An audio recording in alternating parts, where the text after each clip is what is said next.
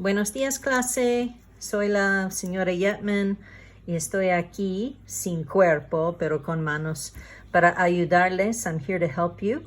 Last week, you did a very nice job of working with these stem changers, but I wanted to make sure that you understood them.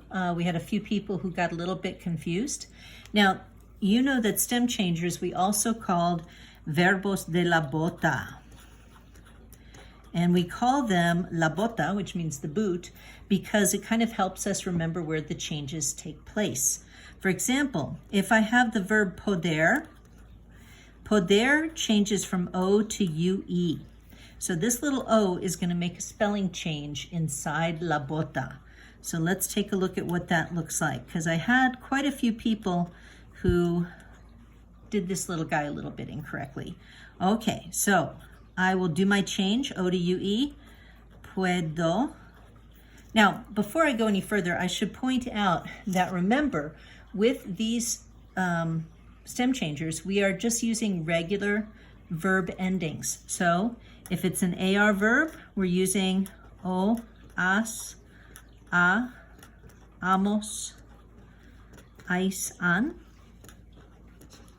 If it's an ER verb, like poder, so I might have an AR verb that ends in AR, and I might have an ER that goes O, S, E, hemos, eis, en.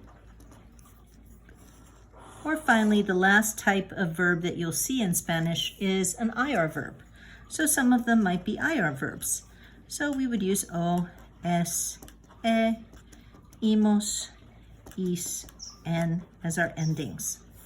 Okay, so those are the three sets of endings we want to use with these verbs. All right, let's go back to poder. He's an ER, so I'm going to have to use these endings with him, but I'm also going to have to do that stem change inside of la bota.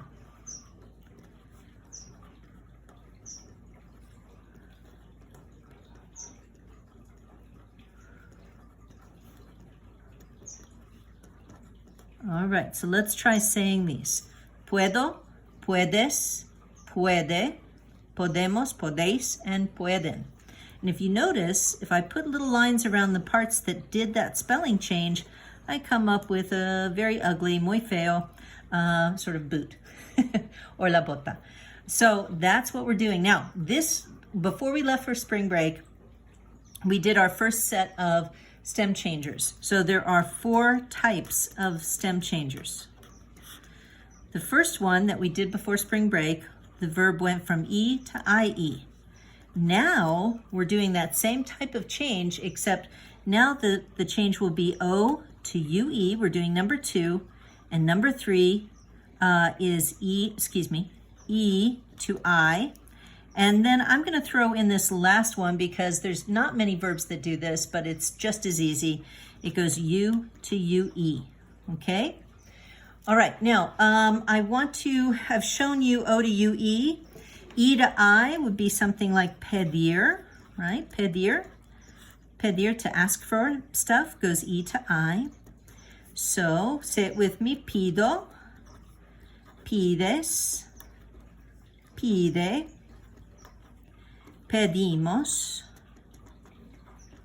pedís, and piden. Okay, and once again, we put our lines around our ugly little bota, una bota fea. All right, now, finally, the last one that I want to throw in for this week is that last type of change, U to UE. There's not many verbs. This one, number 1 and 2 have the most amount of verbs that do these changes. Number 3 has a few, and then number 4 only has a handful of verbs that will do this. One of the most popular verbs that goes from U to UE is jugar. Jugar means to play, and it specifically talks about playing sports or games. Like you could use it to talk about playing football or soccer or volleyball, or even card games or video games at home, videojuegos. Yeah, you would use jugar to express that. Okay, so jugar goes from U to UE, same idea, so say it with me. Juego, juegas, Now, I want to point out before I go any further, notice that poder up here is an ER, so we have OSA, hemos en, right? We're using the ER endings. And then Mr. Pedir was an IR verb. He has an IR ending, so he's OSA, hemos en. This last one, jugar, is an AR verb, so I have to use these endings, the AR endings with him. All right, let's try that again. Juego, juegas, juega, jugamos, jugáis, and juegan. Okay, and once again, I put my little lines around and I get my bota fea.